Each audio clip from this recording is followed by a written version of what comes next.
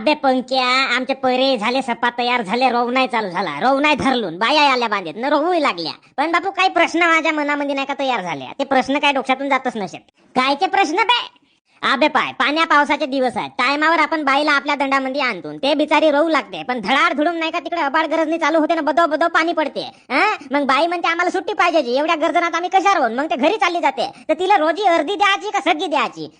सगळी दिलून तर आम्ही मेलून, अर्धी दिलून तर ते मेली. अबे तू मेलास ते गोष्ट खरी आहे, पण ते कशी मेली बे? ते अर्धाच दिवस येईल ना रोजी, का तू तिला सगळी देशील? अबे हो, पण बाया कोटी ऐकतेत बे, त्याला सगळीच रोजी द्यावं लागते, नाही तर मग नवऱ्याला धरून येते तामाक.